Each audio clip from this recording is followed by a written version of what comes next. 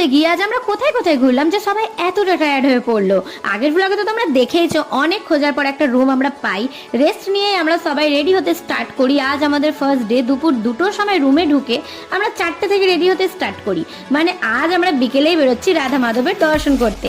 আর এতগুলো মেয়ে একটা রুমে, একটা মাত্র মিরর, মানে কতটা লেট হবে ভাবো। আর এই হচ্ছে আমার বর্দা। বর্দা আমাকে তিলক করে দিচ্ছিল। আমার বর্দা কিন্তু পুরো দামোদর মাস পালন করে প্রতিবারই। আমরা সবাই রেডি হয়ে কিন্তু আমাদের হোটেলের বেলকনিতে যাই। দারুণ একটা ভিউ ছিল সেখান থেকে। এই যে দেখো কত সুন্দরভাবে মন্দিরটা দেখা যাচ্ছে, মানে নতুন মন্দিরটা। বেলকনিতে দাঁড়িয়েই কিন্তু আমরা কিছুটা ফটোস ভিডিওস ক্লিক করে নিই।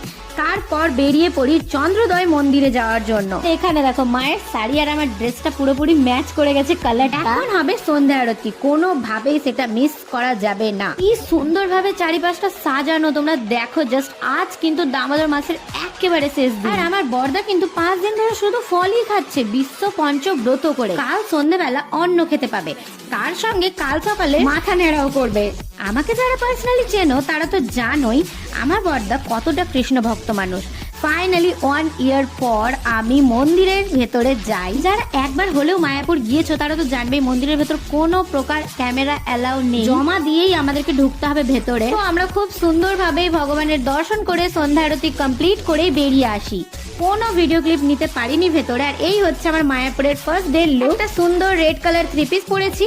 কাল ভোরবেলার লুকটা দারুণ হবে, পরের পার্টে তোমরা দেখতেই পাবে। দর্শন করে বেরোতে বেরোতে আমাদের 9টা বেজে গিয়েছিল। এত ঘুরতে ঘুরতে ভেতরের ভবনগুলোতে আমরা কোনো রকম খাবার পাইনি, সব দিক অন্ধকার হয়ে গিয়েছিল।